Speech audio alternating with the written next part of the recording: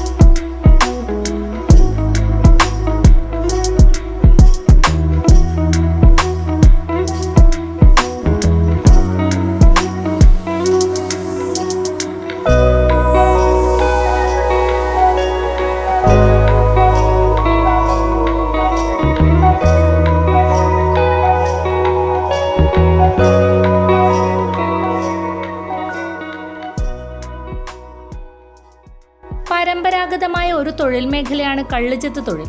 അടുത്ത കുറേ കാലമായി ഈ മേഖല കടുത്ത പ്രതിസന്ധിയിലൂടെയാണ് കടന്നു പോകുന്നത്. ഈ മേഖലയിൽ പുതിയ തൊഴിലാളികൾ കടന്നു വരാത്തതും ഒരു പ്രതിസന്ധിയാണ്. പഴയ കാലത്ത് കള്ളുചെത്ത് തൊഴിൽ മേഖലയിൽ വലിയ മുന്നേറ്റവും ഈ തൊഴിൽ കിട്ടാത്ത അവസ്ഥയുമായിരുന്നു.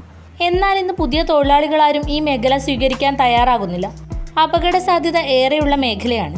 അതിനനുസരിച്ചുള്ള പ്രതിഫലം ഇതിന് ലഭിക്കുന്നില്ലെന്ന് കഴിഞ്ഞ 28 വർഷമായി ചെത്തുതൊഴിലിൽ ഏർപ്പെട്ട ശ്യാംകുമാർ പറഞ്ഞു. പയ്യന്നൂർ റേഞ്ചിലെ തിരുവേനി കള്ള് ഷാപ്പിലെ തൊഴിലാളിയാണ് ഞാൻ. 28 വർഷത്തോളമായി ഈ മേഖലയിൽ ജോലി ചെയ്യുന്നു. പക്ഷേ ഇപ്പോൾ ഈ തൊഴിലിനെ സംബന്ധിച്ചിടത്തോളം വളരെ പ്രതിസന്ധിയാണ്. പയ്യന്നൂർ റേഞ്ചിൽ തന്നെ 360-400 തൊഴിലാളികളോളം ചെത്തു തൊഴിലാളികൾ ജോലി ചെയ്ത സമയമുണ്ട്. 2002 സഹകരണ സംഘം വന്നതിന് ശേഷം ആ തൊഴിലാളികൾ ഒട്ടുമിക്കാരണം പിരിഞ്ഞു പോവുകയും കുറേ തൊഴിലാളികൾ പെൻഷൻ പറ്റിപ്പോവുകയും കുറേ തൊഴിലാളികൾ അപകടപ്പെട്ട് ജോലി ചെയ്യാൻ പറ്റാത്തൊരു സാഹചര്യമാണുള്ളത്. വളരെ പ്രതിസന്ധി നേരിടുന്ന ഈ തൊഴിൽ ഒരു പരമ്പരാഗത തൊഴിലാണ് ഇത്. ഇപ്പം വന്നാൽ മറ്റുള്ളവരൊക്കെ ഈ മേഖലയിലേക്ക് കടന്ന് അപൂർവങ്ങളിൽ വന്നെങ്കിലും ആരും ഇതിനകത്തൊരു ഉറച്ചു നിൽക്കുന്നില്ല. കാരണം ഇതൊരു വളരെ അപകടകരമായ ഒരു ജോലിയാണ്.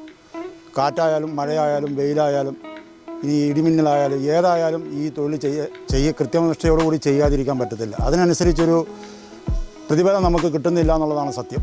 അതുകൊണ്ട് ചെറുപ്പക്കാരും തന്നെ ഈ മേഖലയിലേക്ക് കടന്നു വരാൻ തയ്യാറാകുന്നില്ല. ഇതിന് സർക്കാർ നല്ലൊരു പദ്ധതി രൂപീകരിച്ചുകൊണ്ട് ഇതിനെ ചെറുപ്പക്കാരെ ഈ മേഖലയിലേക്ക് ആകർഷിക്കുന്ന രീതിയിലുള്ള സംവിധാനങ്ങൾ കൊണ്ടുവരണം.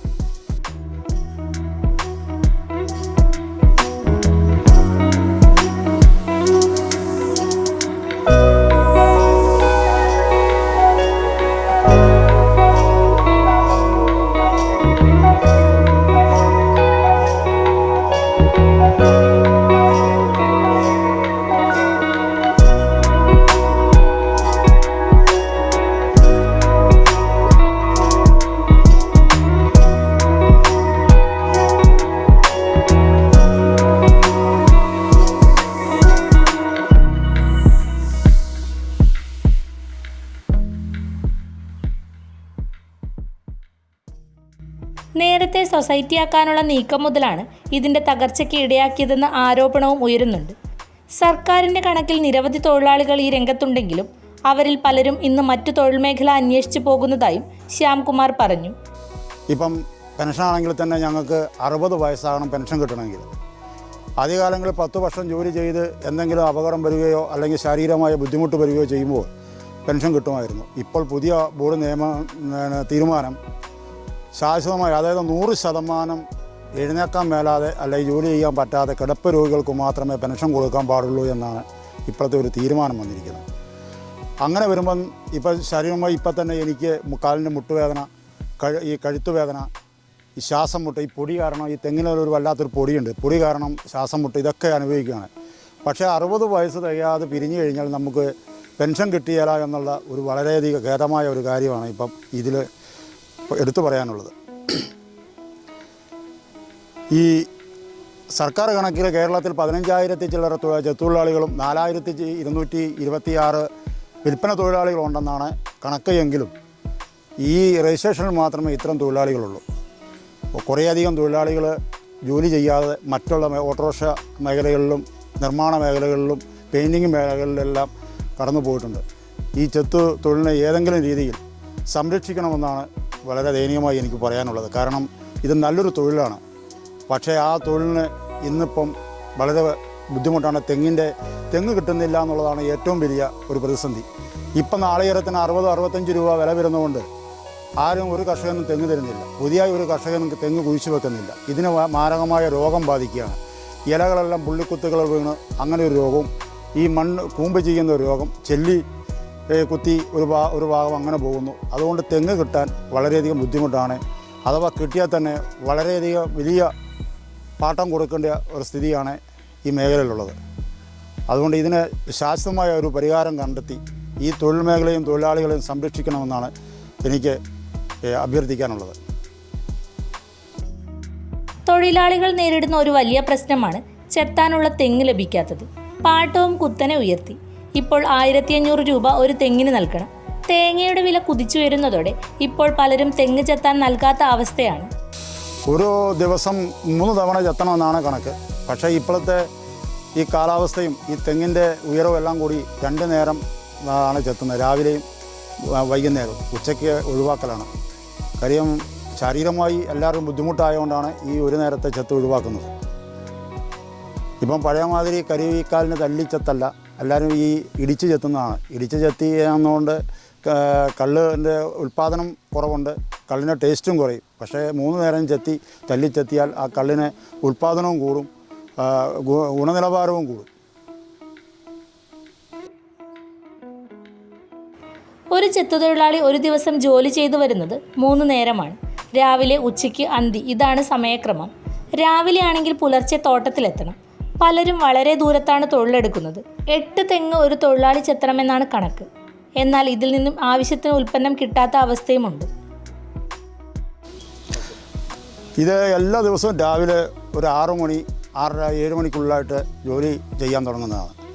കാര്യം ഷാപ്പുകൾ ഇപ്പം വളരെ ദൂരത്താണുള്ളത്. നമുക്ക് ഈ തെങ്ങ് കിട്ടണമെങ്കിൽ വളരെ ദൂരെ. ഇപ്പം ഞാനാണെങ്കിൽ തന്നെ രാവിലെ 5 കിലോമീറ്ററോളം സഞ്ചരിച്ചാണ് ഈ തെങ്ങ് ചെത്താൻ വരുന്നത്.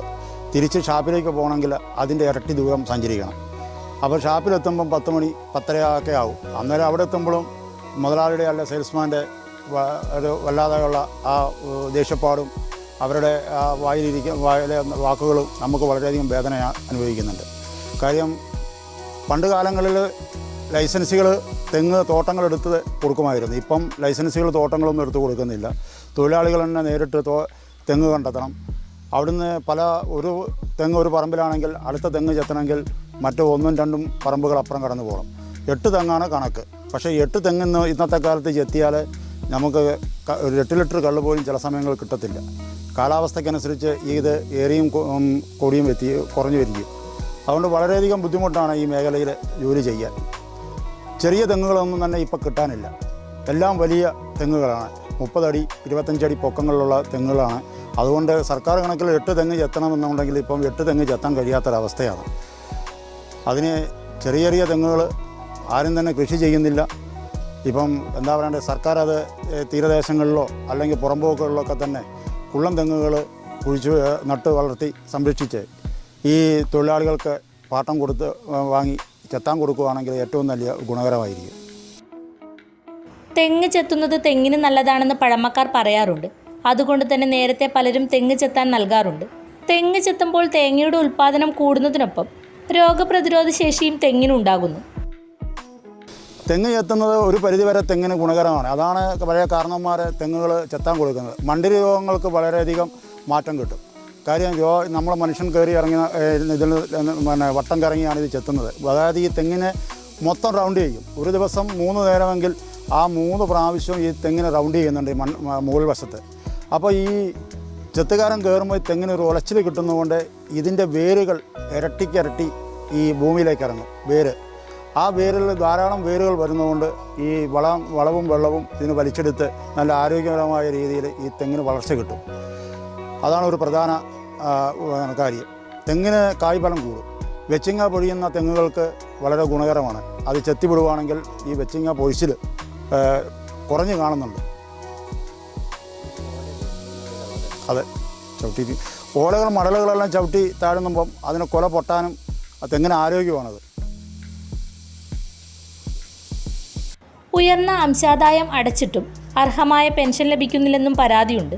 60 വയസ്സുവരെ ജോലിയെടുക്കണമെന്ന് ഇന്ന് ബോർഡ് ആവശ്യപ്പെടുന്നുണ്ട്. ശാരീരിക അവശത മൂലം 55 വയസ്സിൽ വിരമിക്കാൻ അനുമതി നൽകണമെന്നാണ് തൊഴിലാളികൾ പറയുന്നത്. ഈ തെങ്ങുചെത്ത് തൊഴിലാളികൾ 60 വയസ്സ് പ്രായത്തിലാണ് ഈ പെൻഷനെന്ന് ഞാൻ മുമ്പ് സൂചിപ്പിച്ചല്ലോ. 20 വർഷം വരെ ജോലി ചെയ്യുന്ന ഒരു തൊഴിലാളിക്കാണ് 3000 രൂപ പെൻഷൻ കിട്ടുന്നത്. 20 വർഷത്തിനും 25 വർഷത്തിനും ഇടയ്ക്കാകുമ്പം അത് 3500. അത് 30 വർഷത്തിന് മുകളിലോട്ട് ജോലി ചെയ്താൽ മാത്രമേ 5000 രൂപ പെൻഷൻ കിട്ടത്തുള്ളൂ. അവൻ വളരെയധികം ഈ ഇത്രയും കാലം ഈ ദീർഘകാലം ജോലി ചെയ്തെങ്കിൽ മാത്രമേ നമുക്ക് ഈ പെൻഷൻ കിട്ടുന്നുള്ളൂ. ഇതിനൊരു ശാശ്വതമായൊരു പരിഹാരം കണ്ടെത്തണം. ഈ 60 വയസ്സെന്നുള്ളത് ഒരു 55 വയസ്സിലെങ്കിലും പിരിയാനുള്ള ഒരു സംവിധാനം, ഒരു നിയമം ഇനി നടപ്പിലാക്കുകയാണ് വേണ്ടത്. ഈ 55 വയസ്സിന് ശേഷം തെങ്ങുകയറ്റം വളരെ ദുരിതപൂർണമാണ്. ചെത്തുതൊഴിലാളികളുടെ അതിജീവന പോരാട്ടങ്ങൾക്ക് വിമോചന പ്രതിരോധങ്ങളുടെ ചരിത്രത്തിൽ സുപ്രധാന ഇടമുണ്ട്. സംഗതി പക്ഷേ ഇപ്പോൾ അത്ര കളറൊന്നുമില്ല. കൊഴിഞ്ഞുപോക്ക് വ്യാപകം. പക്ഷേ അപ്പോഴും ഉപജീവനത്തിന് വേണ്ടിയുള്ള അതിജീവന പാതയിലാണ് ഈ തൊഴിൽ മേഖല.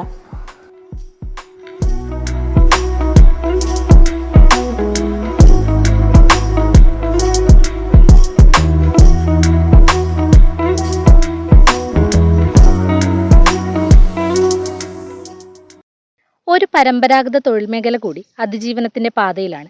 ഇത് സംരക്ഷിക്കാൻ സർക്കാർ മുന്നോട്ട് വരുമെന്ന് പ്രതീക്ഷിക്കാം. ശാരിക റജിൻ, ചെറുപുഴ വാർത്ത.